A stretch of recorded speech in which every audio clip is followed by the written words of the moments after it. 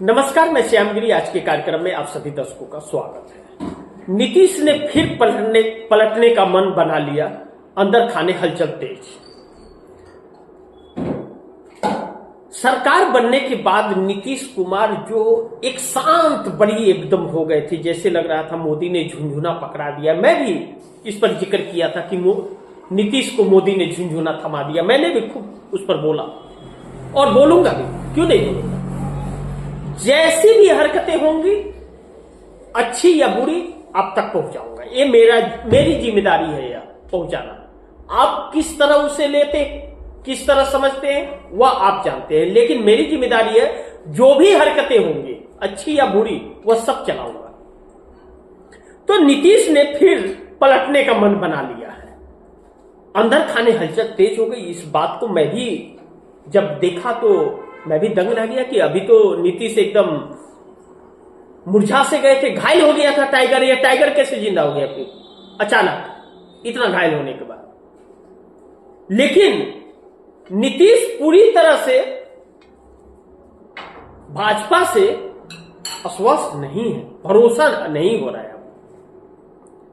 अब अचानक नीतीश कुमार एक ऐसे समीकरण पर चले गए कि 126 तो उनके पास हो ही रहा है, तो मोदी क्या किया।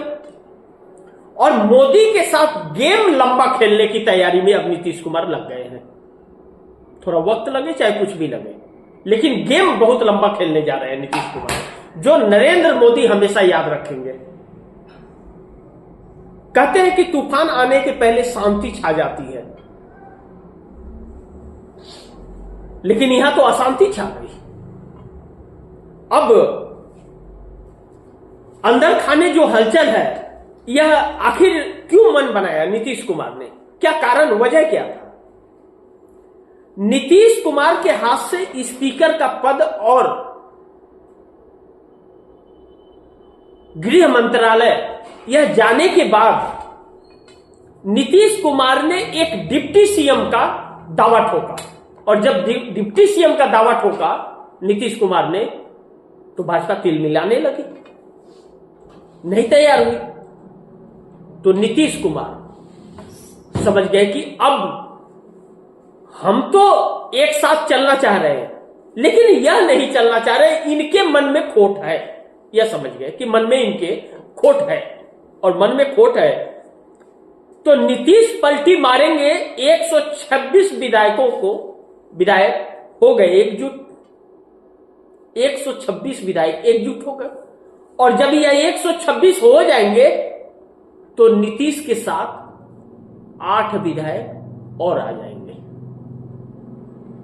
क्या 8 विधायक और आ जाएंगे, फिर ये हो जाएंगे 132। और बहुमत का आंकड़ा कितना चाहिए?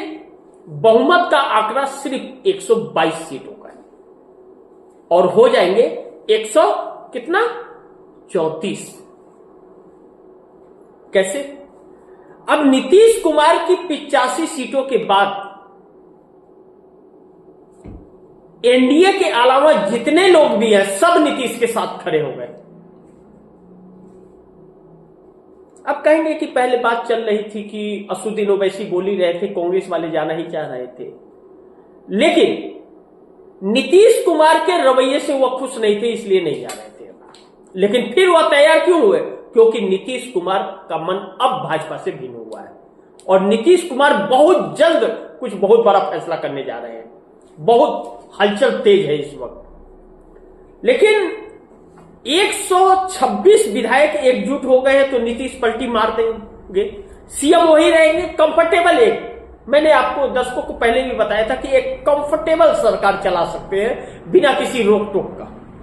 अब एक विधायक किसी का है तो वो सरकार में क्या हस्तक्षेप करेगा, बस सत्ता में है वही उसके लिए काफी है।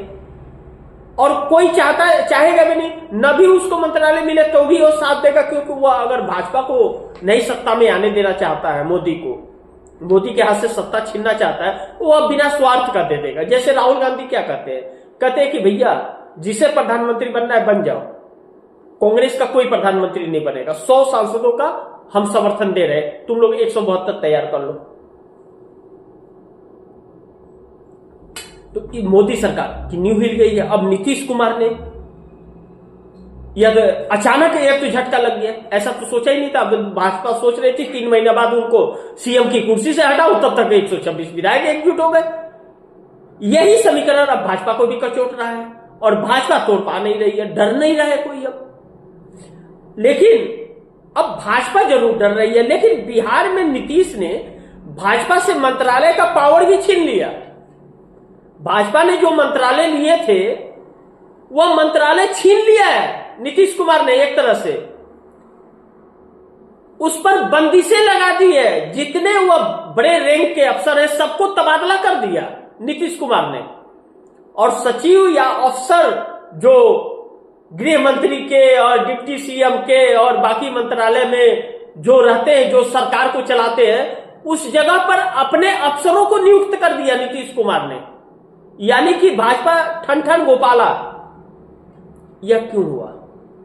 जिस तरह से बिहार के अंदर महिलाओं को पीटा जा रहा है और सम्राट चौधरी गृह मंत्री बनने के बाद जो बुलडोजर लेकर के निकले हैं बिहार के अंदर, वह भारतीय जनता पार्टी को भारी पड़ रहा है। देखिए, मैं बहुत साफ कहूं आप दर्शकों को कि भाजपा का लूट खसोट वाला हमेशा स्वभाव रहा है, लेकिन वह आडवाणी और अटल बिहारी वाजपेयी के वक्त नहीं, वह नरेंद्र मोदी के वक्त। और यह अपने आदतों से बाज आ नहीं सकते। तोड़ेंगे तो बेचेंगे, बेचेंगे तो चंदा मिलेगा। तो उस चक्कर में यह लोगों के घर को उजाड़ देते। अब जैसे 10,000 रुपया दिए चुनाव में, तो सोच रहे हैं कि पूरे बिहार को मैंने खरीद लिया। और हकीकत बात है, जो 10,000 रुपया पाएगा लेकर के अगर वोट दिया है, वह क्या बोलेगा? उसकी सरकार सुने या ना सुने, भैया तूने अपने वोट की कीमत ली है, एहसान थोड़ी किया है। लेकिन हम लोग भी जो नीतीश कुमार के ऊपर सवाल उठा रहे थे, शायद नीतीश का अब जमीर जग रहा है। भगवान करे कि उन्हें सद्बुद्धि आए और जिस पैटर्न पर इस वक्त चल रहे हैं उसी पे चले और मोदी से इस देश को छुटकारा दिलाएं। क्योंकि मोदी से 2 ही लोग छुटकारा दिला सकते हैं, नीतीश और नायडू, एक होकर, अलग अलग होकर के नहीं, एक होकर के। और जो इंडिया गठबंधन नई नाच में मग्न है ना, उसे अपने घमंड को छोड़कर इस देश के लिए, क्योंकि इस देश की जनता ने ही उन घमंडी नेताओं को दिया है वोट, तो वह एकजुटता बनाए रखे, अपने अपने फायदे को भूल जाए और देश के फायदे की एक बार सोच करके और वह काम एकजुट हो करके और मोदी सरकार को बदलने का काम करे। अन्यथा जनता जब हिसाब करेगी तो जनता बड़ी अच्छी तरीके से हिसाब करती है, फिर वजूद भी इन नेताओं का खत्म कर देगी इस देश की जनता। क्योंकि इस देश की जनता दूध से नहीं, छाछ से भी जली हुई है।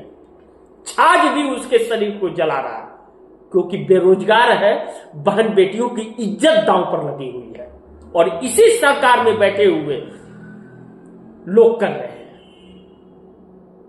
वक्त तेजी से बदल रहा है, इस बात से इंकार नहीं कर सकते, और बिहार की हवा बदल रही है। नीतीश कुमार ने बहुमत इकट्ठा कर लिया है भारतीय जनता पार्टी के बगैर। अब देखना यह महत्वपूर्ण होगा कि क्या नीतीश कुमार 10वीं बार पलटी मार देंगे। तो इंतजार करते हैं और आप भी थोड़ा इंतजार कीजिए। खेल अभी बहुत बाकी है बिहार में, और अब हलचलें बिहार से दिल्ली तक मचनी शुरू हो गई है। तो आगे देखते हैं क्या होता है। जो भी होगा, खबरें आप दर्शकों तक पहुंचाते रहूंगा। आप दर्शकों की क्या राय है, क्या सुझाव है, कमेंट बॉक्स में जरूर दीजिएगा। इस खबर को ज्यादा से ज्यादा शेयर कीजिएगा, अपने दोस्तों को भी कहिएगा आगे शेयर करें। आपने अगर चैनल को सब्सक्राइब नहीं किया, सब्सक्राइब कर लीजिए, अपने दोस्तों को भी कहिएगा चैनल को सब्सक्राइब करें। मिलते हैं अगली खबर के साथ, तब तक के लिए नमस्कार।